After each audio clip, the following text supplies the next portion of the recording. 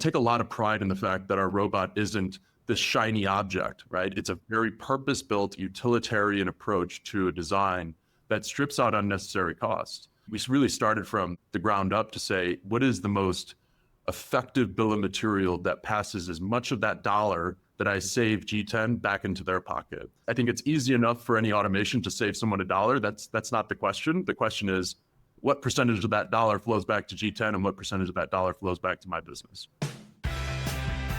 Welcome to Supply Chain Now, the #1 voice of supply chain. Join us as we share critical news, key insights, and real supply chain leadership from across the globe, one conversation at a time.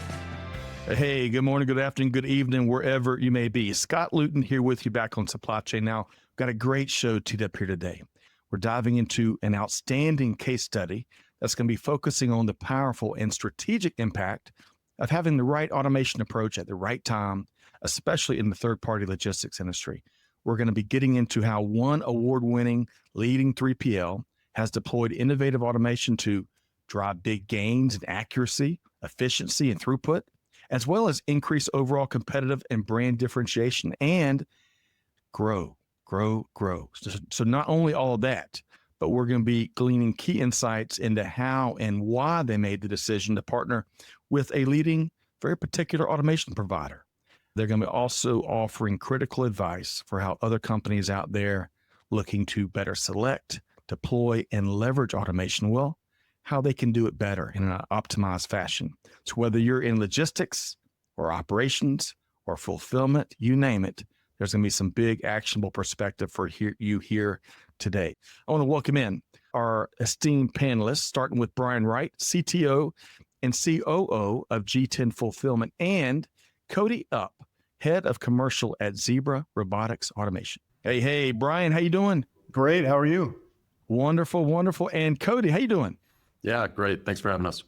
Outstanding. Coast to coast here today. Great to have both Bryan and Cody. Got a great story to get into. Before we get there, I want to start with a little fun warm-up question. And Bryan, we've done our homework on you. We've been doing some lurking on you. You call Wisconsin home. You play a mean guitar and lead a really cool band known as the Petty Thieves.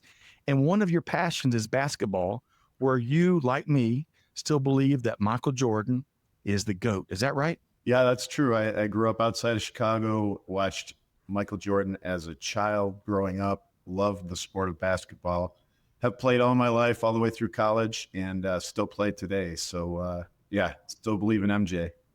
Outstanding. I got to ask you a quick follow-up. What position did you play? Were you an outside sweet shooting point guard, or did you crash the boards inside?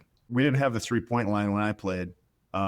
So I was an inside guy at the time, but now when I play, I love shooting the three. So love it. All right, we're gonna have to have a little 2-on-2 game here, but great to have you, Bryan. Look forward to your story. Great to be here. Thank you.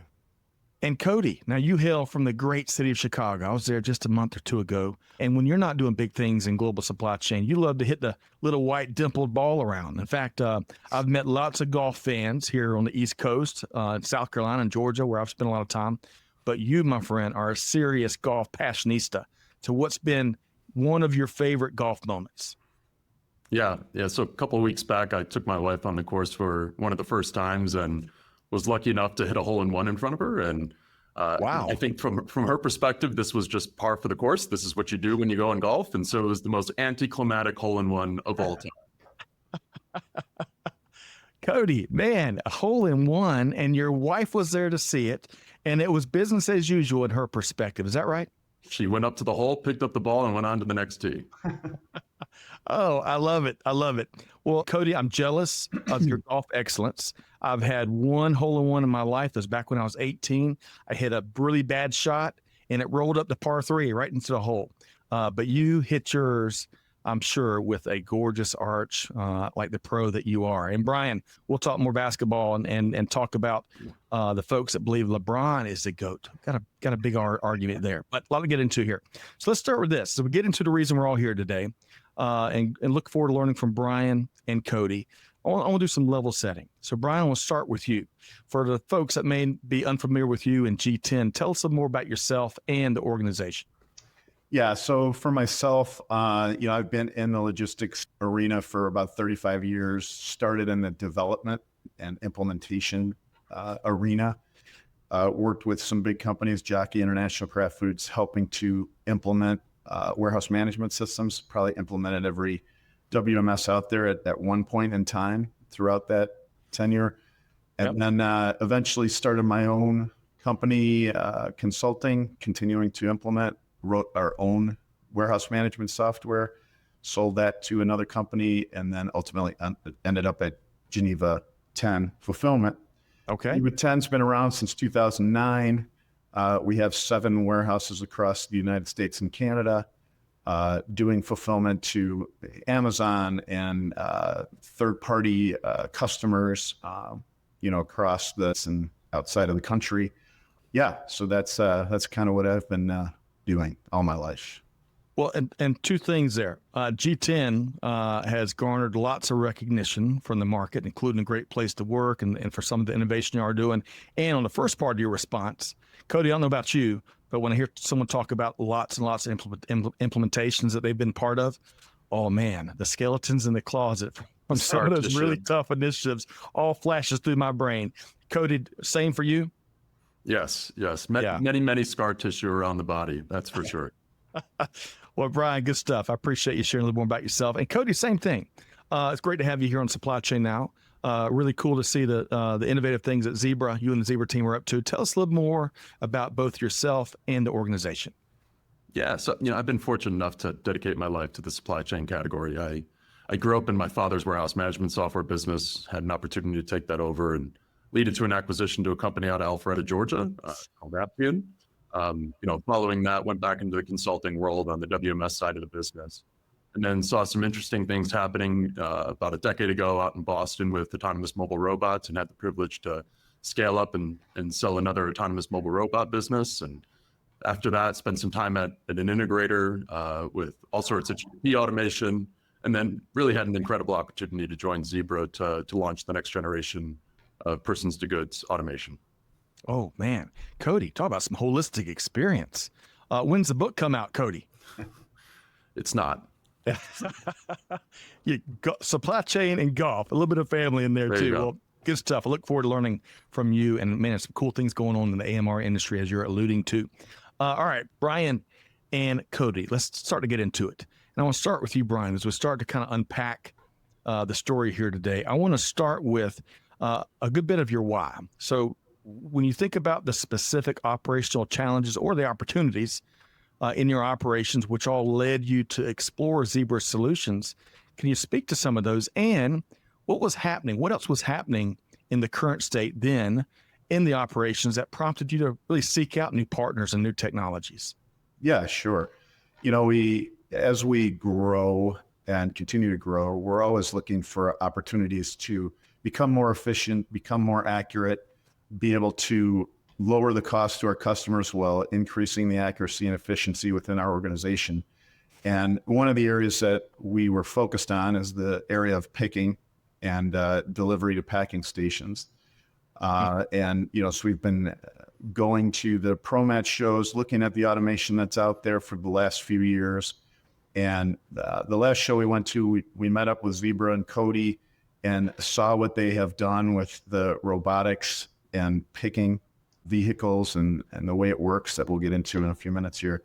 But, that really, they differentiated themselves in what they've done with this equipment. And so we do think it'll help us with growth and easier training and getting people up to speed quicker in the picking areas and making them more efficient, getting better reporting. All of those kinds of things are kind of what drove us towards this solution. I love that. Bryan, there's so much in that response there to dive into. And Cody, I'll get you to comment before I keep going here. One of my favorite things he shared there is one of the last things he shared, easier training, shorter learning curves with new hires and folks in new roles, putting your people, that beautiful human element that still makes global supply chain happen, in position to be more successful sooner, right? That is music to my ears. Cody, your thoughts up? Yeah, I think what's interesting, if you look at the autonomous mobile robot category over the last decade, there was a move away from the operator. Really, decisions were being made in terms of the allocation of work to the robot, and then the robots were being placed into the active pick area without a recognition of where operators are, what they're doing, what their next step is, their proximal location within the facility. And there wasn't any directed workflow for every step that they're taking in the workflow. And Right. so from our perspective, it was a pretty easy lean into the ecosystem of Zebra for us to digitize the operator again and to make sure that tasks aren't just being sent down to an AMR and kind of aimlessly being thrown into an active pick area, but rather really intelligently aligning where work is and then grouping that based upon proximal location of operators and making sure that these two are speaking with one another. And the way that I like to think about it is just we included the operator as an agent in the system again. Okay. They are a part of the allocation process. They're a part of the decision making when we drop work down to the floor. You know, it's interesting. It's like the old saying, we need to communicate, and communicate again. And there's so many different layers, even in this incredible golden age of supply chain tech. What's old is new again, and empowering that instantaneous communication. But one other thing you mentioned there, Bryan, in your response, and I bet this is where it really syncs up well with Cody and the Zebra team, because Cody, your team is laser focused. Bryan talked about reducing cost. And of course, Zebra has been really laser focused on reducing that variable cost per unit for the end users. And Bryan, that dog will hunt, as they say here in Georgia. Is that right, Bryan? That's absolutely right. Yeah. And Cody, I bet you're seeing demand for that and for that big focus of y'all's out across the market, huh? Yeah, it's been an incredible growth story over the last really 8 months since we launched the solution. This has been the brainchild over the last 5 years of this business, but really bringing it to life over the last 8 months. The growth that we've achieved and the impact that we've had to our end users is something truly exceptional. Okay, I like it. There's a lot more to that. We're going to get into it. All right, so Bryan, I'm going to come back to you here. Okay. So beyond the incredible supply chain, it's like the greatest show on earth at ProMat. 50,000 people were there this year. I can only imagine the get up that Cody and Zebra had. They might not have had a really cool band playing to attract people, but they had one heck of a story. So let's go back to some of the why here. So Bryan, speak to us beyond what you've already shared, some of the core reasons that really led you to partner with Zebra over other AMR, autonomous mobile robot, for those out there that may not know that acronym, for over other AMR solutions that are available out in the market. What are some of those other reasons? Yeah, so Zebra had a great setup out there where they had the robots driving around. I think the biggest piece that wowed us was the robots are detached from the carts. So they use the same type of picking cart that we use today, the wire mesh carts, and the robots move under those mesh carts, attach to them, and drive them to where they need to go, somewhat ahead of the picker. And we had not seen anything like that before in any other competitors. Competitors basically had the cart and robot as a single unit. And then as we dug into it more, we saw that the picker is really detached from the cart. And so they're walking around being directed to the next cart to pick from. And so now you're not worried about how fast the cart's going and pacing the picker. They're really just walking location to location. And all of those were things we questioned early on when we were looking over the last 2 to 3 years. And when we saw this with Zebra, it really spurred a lot of ideas of how this will work for us, how it can grow over, the future here, future ideas of what it can do for us. But those were the main differentiators, which made us go, wow, let's get into this project and make this work. Bryan, love it. I'm hearing a big plus on the optionality and what these optionality, which is so different than many other competitors out in the market, how it unlocked new efficiencies for the organization and certainly for especially your picking operations. That's some of what I heard there. Cody, what else did you hear in Bryan's response? Yeah, so when you look at kind of technology over a period of time, there are moments where there's a disruption where all other vendors have no choice but to kind of follow suit. And this is one of those moments where we are acknowledging this power of detaching a cart from an AMR. And I firmly believe that everyone else in the space will come to and follow our lead here. And that's great. And I think it's a fantastic movement for the industry. And it's because there's a lot of power in this idea of decoupling these two elements, these two agents in the system. I'll touch on a few. First and foremost, the cubic capacity of these carts makes a tremendous impact to the overall solution design. In the most simplest of terms, when we can increase the capacity of the vessel that we're picking to, we need less of them, right? So if we can fit more orders on a cart, if we can fit more orders on a robot, inherently we need less robots. So that's more of a cost reduction, utilization argument. The second argument is really around performance. And so when we can increase the number of orders that we're processing at any given time, fundamentally what we're doing is we're decreasing the distance between pick locations. So we're able to increase the density of the allocation logic that powers the system by increasing the capacity of the solution. The third is really around the utilization and this idea of leveraging carts as a means of accumulation and buffering rather than using really expensive robots at workflow points like induction, like workflow points at takeoff, where instead of having a queue or a conga line of robots that are costing you money every second of every day, waiting for an operator to put work onto them, you can do these processes concurrently. You don't need any robots present at induct. You don't need any robots present at takeoff. And that was really our initial punch into the market was, hey, we can get greater or equal throughput with about 30% fewer robots relative to what these designs have been in the past. And that kind of unlock is something that doesn't go unnoticed. Cody, man, that is big. I was trying to keep note of some of the differentiators you were sharing there. And then you got me with that conga line of robots, and that brought a visual that just completely distracted me. But less costs, of course, greater performance, working on decreasing the distance within the operation, increasing capacity, being able to run those concurrent operations.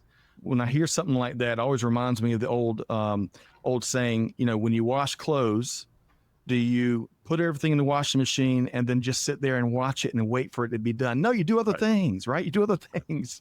Right. So I heard a lot there, Cody. I want to make sure we get it all out because it's a big story to tell.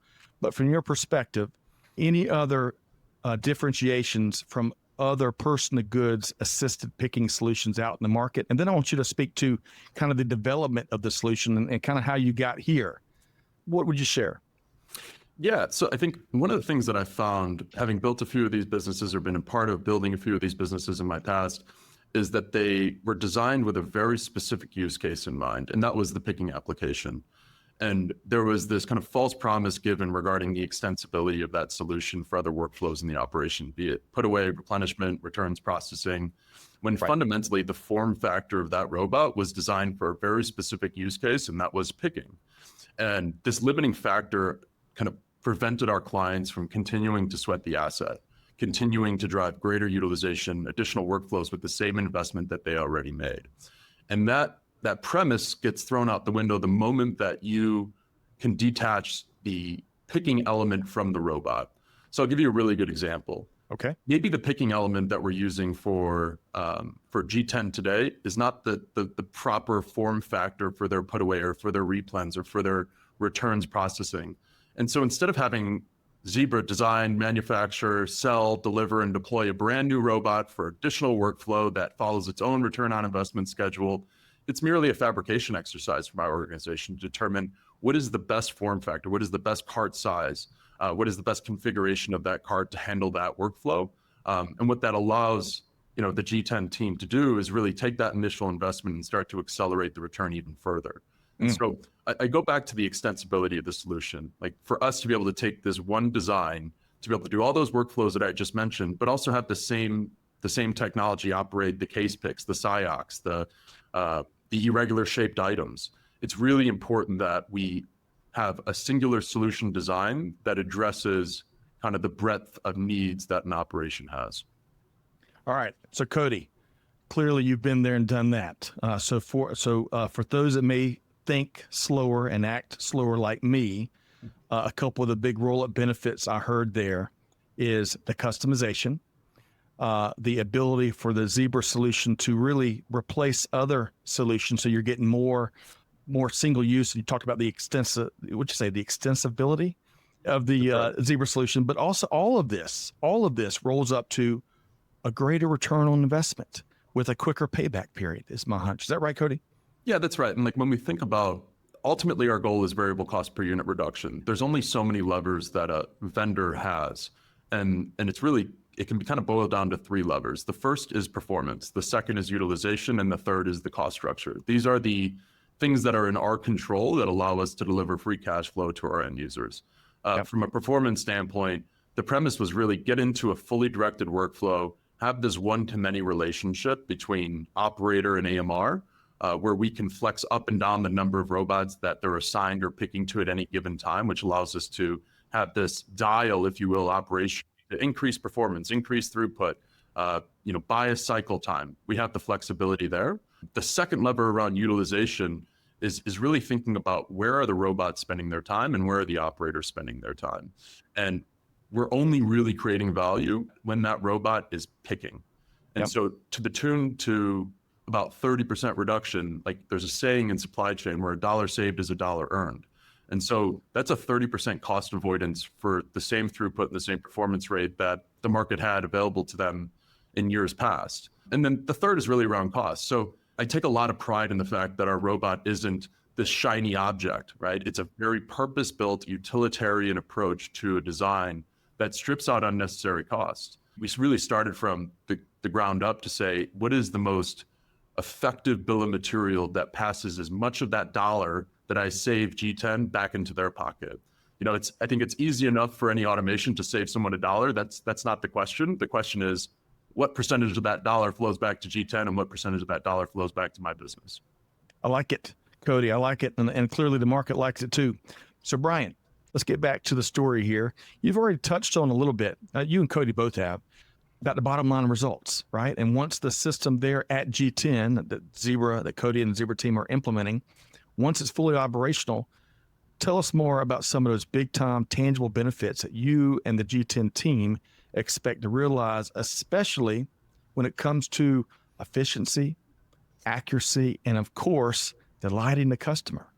Well, of course, the 30 to 40% in labor and the increased lines and ages per hour all play into it. The fact that Zebra is really a partnership versus, they're just throwing some robots in our facility and expecting us to figure out how to use them. That's not the case at all. We're working very closely with their tech team and everybody to make sure this is successful here at G10. But some of the peripheral areas are the reporting that it's going to be able to provide us around labor and tracking and picking accuracy and specifics around the people picking and all of those kinds of things are certainly going to be beneficial. The front end of grouping the orders together in the best possible, pick paths or tours, as they're called by Zebra, is going to be a significant savings. And we looked at that, over the last 2 or 3 years. I think that was one of the biggest areas that the competition, they all had the same type of algorithmic ways to save you money in grouping orders and those types of things. But the ability for Zebra to do some cubing and mix orders and really look at the pick path, we're really excited about using that and the savings that's going to bring. And then, all the normal things like order accuracy. But I think one of the biggest things, and Cody just touched on it, is the future and the ability to use these robots to do replenishment and put away and returns, again, without having to buy specific new pieces of equipment, being able to leverage the technology that's there. And, every day we talk with Zebra about ways that we're seeing that we could potentially together improve the application as it's working today. And they're very open with their roadmap and adding to the roadmap. It's a very impressive roadmap as to where this is going to go. So really excited about all of that. Hey, me too. And I'm not even part of the story. You got me excited, ready to run through the wall back behind me to Bryan. All right, 3 things there. I'm going to kind of take themes I heard there from Bryan, Cody, and I'd love for you to kind of respond. We're going to talk about the future before we wrap here today, folks. My hunch is, Cody, you'd welcome a conversation with anyone that might be curious and wants to kick the tires on what you're doing. Is that right, Cody? Let's just put that out there. Of okay. course. All right. A couple things I think is really important from Bryan's last response. He talked about how you and the Zebra team don't just throw robots and see y'all later. It's that aftercare and how you linger and you make sure they're optimized, it's implemented well, and then you stick around for the second point there for continuous improvement opportunities. How can we not just implement, and be done, but implement build a relationship, grow as your business grows, and conquer new things that helps you get the most out of the investment. And then the other thing that he mentioned on some of the labor reporting, and we all know if we can't see it and we can't measure it, we certainly can't manage it. And, supply chain has come a long way. Global supply chain has come a long way in terms of the visibility. We still got a long way to go. But it seems like to me that Bryan and the team there at G10 has garnered more visibility, so they probably can get even more value and savings and capability out of the Zebra system. Cody, your thoughts there. Respond to that. Yeah, so really three things. We have this kind of topic around commitment of success. We have this continuous improvement initiative, and then just advanced analytics and reporting. So I'll start from the top. Yep. You have to put your money where your mouth is. And I think, Bryan can allude to some of the things that we've done to make contractual commitments. Like, it's one thing to be able to say that you're going to have a performance rate. It's another thing to put your money where your mouth is. And I think what that does is it provides the proper incentive structures. These incentive structures live within third-party logistics in their contracts with their end users all the time. Pain share, gain share models. And for us, we really wanted to securitize the investment, and not only for G10, but for all of our clients, because we have that much conviction behind the technology and the rates that we're going to be able to achieve. The second topic really around continuous improvement, I have an unordinary goal, which is to sell as few amount of robots to G10 as I can. And the idea there is, if I can continue to drive increased utilization and increased performance rates to G10 over time through our roadmap, through key capabilities that we can discuss later on if necessary, what he can do is he can take that one investment and continue to sweat it. Like, with the way that I want Bryan and the G10 team to think about this investment, it's cost of capacity. I have this cost of capacity when I did it manually. I have this cost of capacity when I'm doing it with an automation solution. And if Cody and team can continue to drive utilization and drive performance, I can flatten out his growth curve. He can grow as fast as he can, so long as my improvements follow in step. He can continue to use that same investment and the same number of AMRs that he and the team invested in, a handful of months back for many years to come. Cody, I like that. And it does run, to your point, counterintuitive, but clearly you're convicted with that and you're very passionate about that viewpoint. I admire that.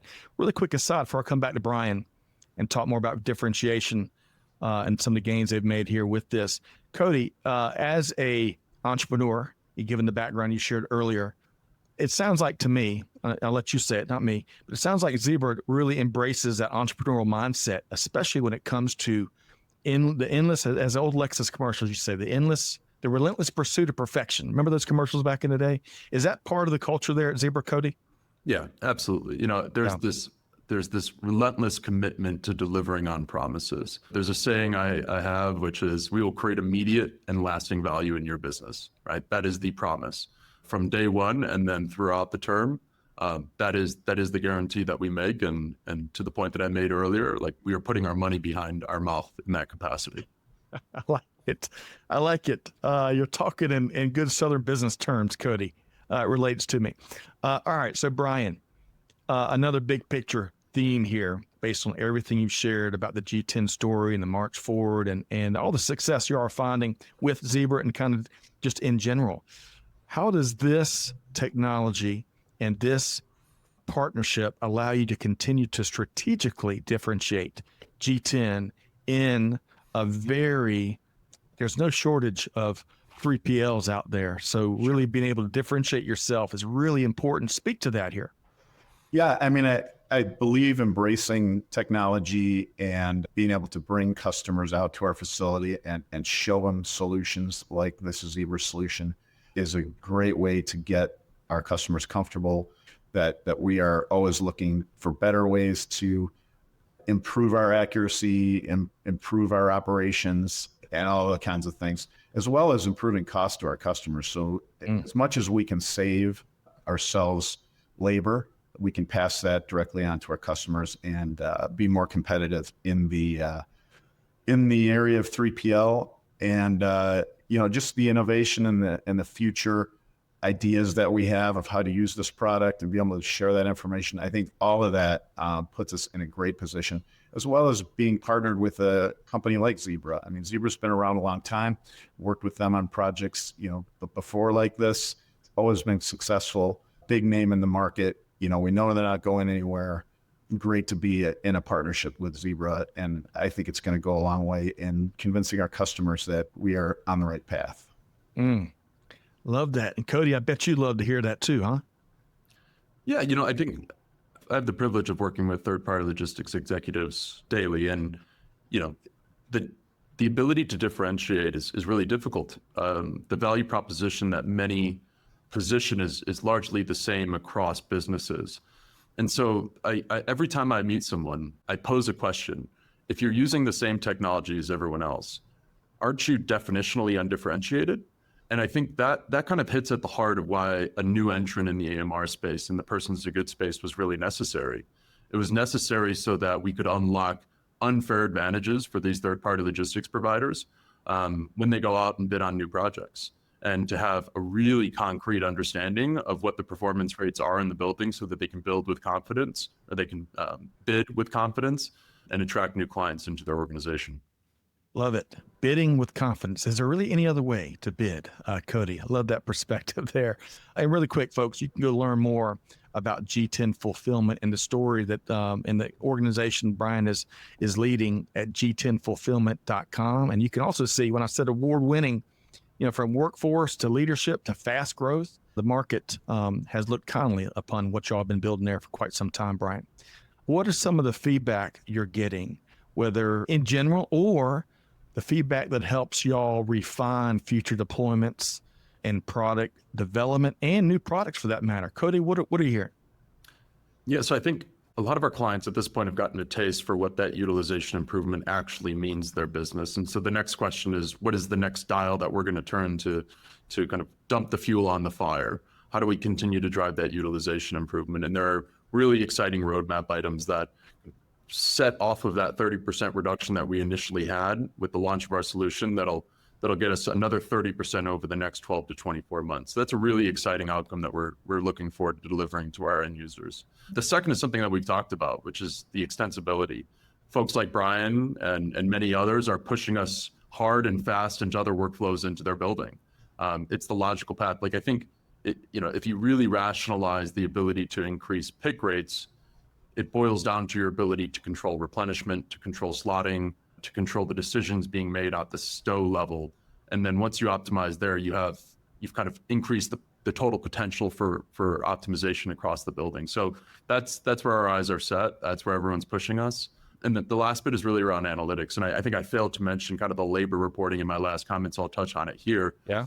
There's a really interesting set of data points that come when you use an autonomous mobile robot solution. So, for example, Scott, like if you were to use an RF gun in a picking process, let's just say, on average, you're capturing, call it 10 to 15 data records. Who picked it, what order they picked it for, when they picked it, what LPN they put it into, what was the card ID, what was the SKU they picked. You're maybe capturing, again, 10 to 15 data points.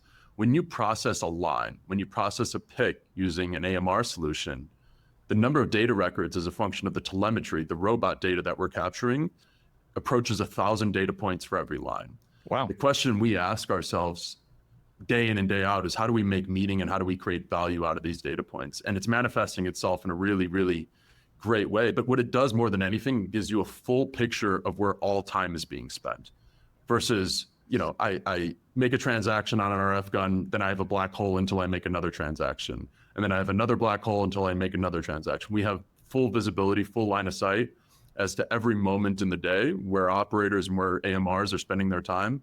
And that's the starting point. You have to have that in order to be able to drive improvement. Cody, good stuff. And you're talking Bryan's language is my hunch with a lot of what you just shared. But two things I want to call out. Going back to the first part of your response, control. There are so many things out of our control at all times. It's inherent with global business and global supply chain, certainly, but especially in these VUCA times like we're going through now. So every opportunity, every lever that we can pull to regain some operational and some organizational control, or in our facilities, you name it, hey, we're pulling those levers hard. It's really important. And then secondly, the analytics and the larger truckloads of data that clearly you and the Zebra team are delivering so we can convert that into information and do something with it. So a lot of good stuff there, Cody. All right. So Bryan, as we navigate and start to come down the home stretch here today, you were talking about the future earlier. So we're going to see if your crystal ball is working. Mine's been broken, as I mentioned, at least for about 4 or 5 years.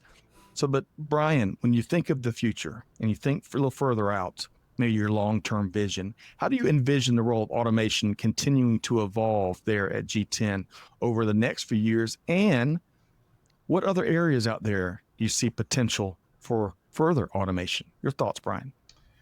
Yeah, we're always looking at automation. We're always attending the big shows, Matt. Seeing what's out there. People come to the show with new ideas, so we go in with an open mind, and we'll look at things, but we won't necessarily jump in on it until we are, comfortable that it looks like it's the right solution.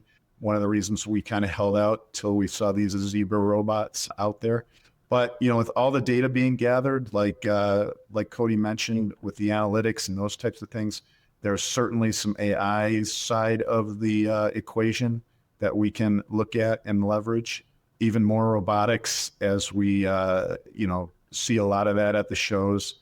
But, for the future, the near-term future, I think the ability for us to have been working with a lot of the Zebra engineers as we implement out here, and me being a more technical type person and asking very specific questions about some of the future ideas that we could implement together here.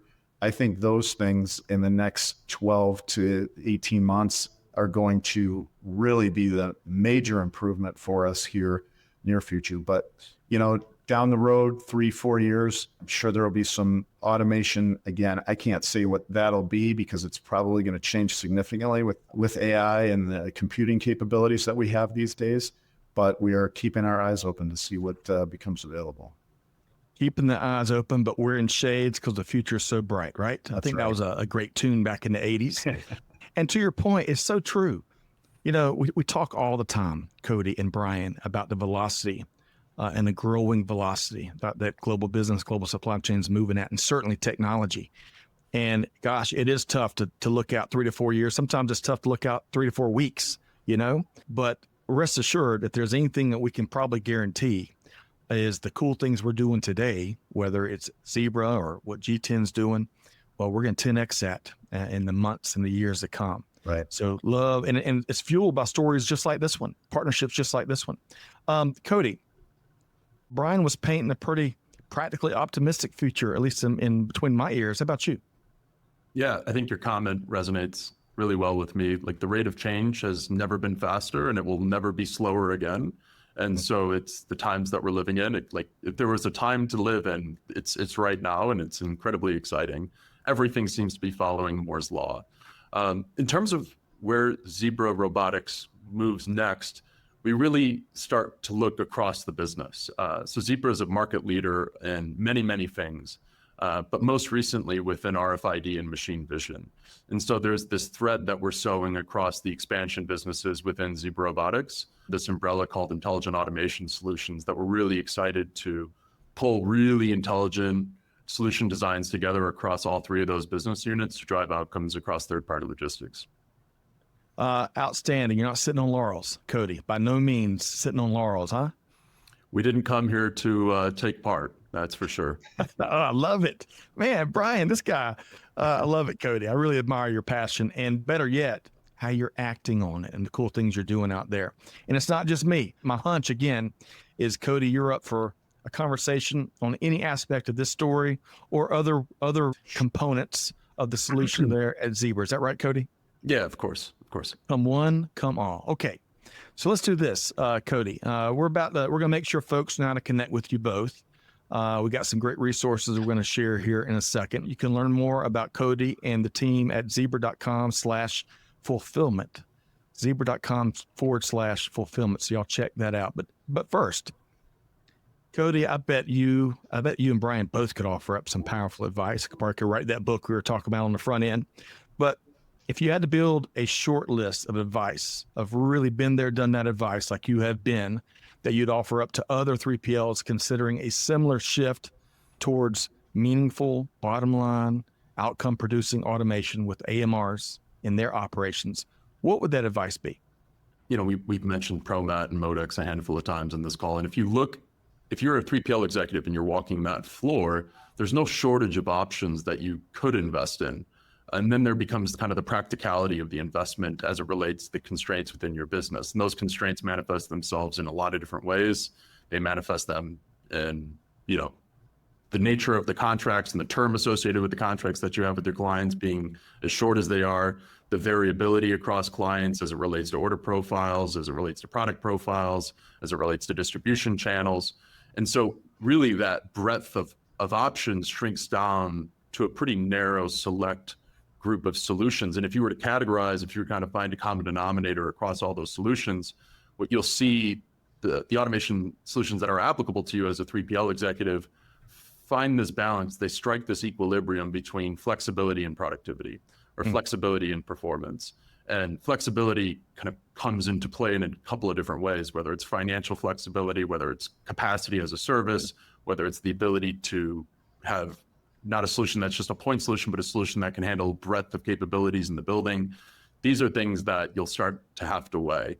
In terms of more tactical guidance, what I would offer up is this ambition to get to a client level P&L. So very, very few 3PLs that are multi-tenant 3PLs can do appropriate cost attribution back to the client level. And so if you were to ask any operator, any executive, which of your clients in your building are profitable and which are not, many would struggle to answer that question. Then even further, if you were to stack rank the profitability of each one of your clients on a revenue per square foot basis, what would that look like? And very, very few are able to articulate this. And so, when you have business level conversations with executives around why is my gross margin so low as a 3PL executive, that's where you have to start. You could be operating with clients that are unprofitable and you need to go have a conversation around the nature of that relationship, or you need to do something about it from an automation standpoint. And so it starts there. Get a firm grasp, or at least have ambition to get to a client level P&L statement, and then you'll have visibility as to where you should go and automate. The third piece of advice is to match the capacity of your automation solution as closely to the demand of your building, the demand level of your building, because everything in between these two lines is waste. That's capacity that you're paying for that you're not using. And so with the onset of autonomous mobile robots, the beauty of it was the modularity of the capacity. So there is virtually zero need to over-design the system. There's the expression in supply chain, don't build the church for Easter Sunday. And many times you've had to because it's fixed infrastructure. It's fixed infrastructure. And what that means is you have to account for year over year growth the next 3 to 5 years or whatever the amortization schedule is on that capital initiative. You have to design the growth into that building or it becomes obsolete if you hit your growth plans. And so my big message is don't over design. Think about it as a cash flow statement. As I'm paying my vendor $1 at the start of the month, how many dollars are they giving me back in labor savings at the end of the month? And that's probably what I'll leave the audience here with.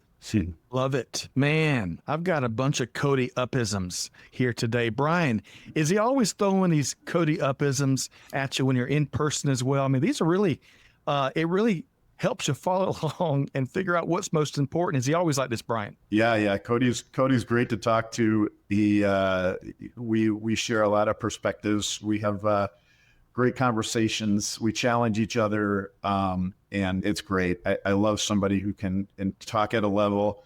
We challenge each other. Like I said, those are the conversations that I love. They result in great ideas, and Zebra across the board has been that way throughout this project. And if I may, Scott, I think one of the things that's just so unique about G10 is you have an operations leader that is equal parts technical. And it is a very, very special combination to have someone like Bryan Wright co-leading this business, because there's the application of the technology, but then there's the domain understanding of how work gets done. And it's a special recipe for success that I've been, again, privileged to just bear witness to. And I bet Bryan, he referenced earlier, Cody, Bryan talked about some of the tough questions he can ask. I bet Bryan can ask some really tough, pointed questions, right? There's friction makes fire, is what I'll say. There's always a healthy debate, but that's how good outcomes are made, right? That's right. The pressure chamber is what produces the good outcomes. That's right. And my hunch also is that you're up for all the tough questions, Cody and the Zebra team. Okay, Cody, before I share these resources, you talked about waste. We got to think about Muda in all of its forms, right? In all of its forms. And then secondly, kind of more of an overarching thing. One of the themes I'm picking up here from you, Cody, because there's so many technologies and competitors and approaches out there, but never settle.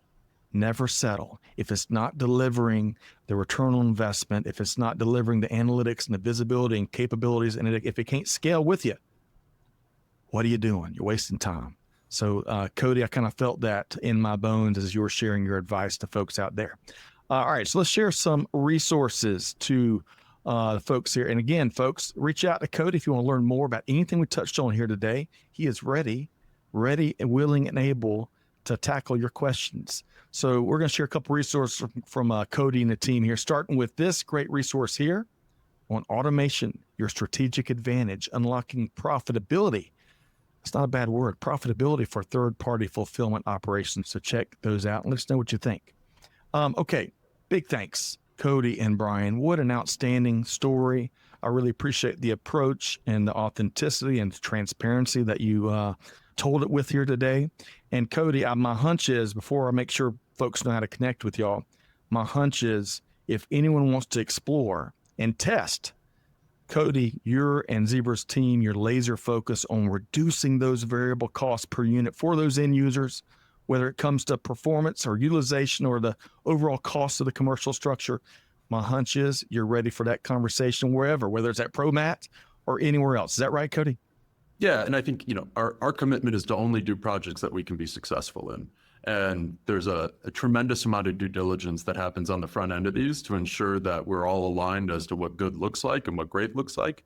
And that's all part of the due diligence and simulation process. And so we're excited to learn more about your operations. But before I pass it back to Scott, I do want to highlight G10. So any merchants here, take a serious look at G10 Fulfillment. It is an incredibly well-run, respectful, trusted third-party logistics provider in the space, and highly, highly encourage you to reach out to Bryan and team. Thank you, Cody. That's right. Whether you want to talk 3PL or if you want to talk Michael Jordan, or if you want to talk some really cool tunes and how to play a guitar and lead a band, all of that stuff. Work so hard, Bryan play Wright, hard, right?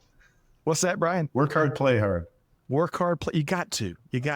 So Bryan, let's make sure we can make that easy as well. So Bryan Wright, CTO and COO of G10 Fulfillment, who's on the move. How can folks connect with you, Bryan? Bryan at G10Fulfillment.com. I am on LinkedIn. You can catch me there. If anybody has any questions or wants to see anything, happy to oblige. Outstanding. And really quick, what is one of your favorite tunes that y'all cover that the Petty Thieves covers? What's one of your favorite covers? Well, I'll go with the Tom Petty tune since that's kind of how the name came about. We'll do American Girl, I guess, as always. I love it. Gets the crowd on the dance floor. Gone too soon. Man, Tom Petty was quite a legendary artist. Yeah. Free Fall and so many tunes come to mind. Learning to Fly is perhaps one of my favorites. But anyway, I digress. All right, so Cody Upp. With this truck full of Cody Uppisms, how can folks track you and the Zebra team down? Yeah, feel free to reach out to me at cody.up@zebra.com. We'll be sure to set up some time to learn more about your operations. You can also visit us at zebra.com/fulfillment. There's tons of great assets and information to learn more about everything we've discussed today, but conversations are best. So please feel free to reach out. Conversations are best. So folks, check out zebra.com/fulfillment and also about G10, the numeral G10Fulfillment.com. Check that out. And we're also dropping resources. We're here to deliver resources, folks. We're dropping Cody and Bryan and their LinkedIn profiles and URLs right there. What an outstanding show here today. So big thanks, Bryan Wright with G10. Thanks for your time here today. Thank you, Scott. You bet. Good. Look forward to having you back. Cody Upp, great to have you and the Zebra team with us here today. My pleasure, sir. What a great story here today. And big thanks to all of our global audience for tuning in. But you got homework. The onus is on you to take one thing, just one thing from today's conversation and put it into practice. Tell a friend, tell a colleague, do something with it. That's how we're going to keep transforming global supply chain and leave no one behind. So with all that said, on behalf of the whole Supply Chain Now team, Scott Luton challenges you to do good, give forward, be the change that's needed. We'll see you next time right back here on Supply Chain Now. Thanks, everybody. Join the Supply Chain Now community for more supply chain perspectives, news, and innovation. Check out supplychainnow.com, subscribe to Supply Chain Now on YouTube, and follow and listen to Supply Chain Now wherever you get your podcasts.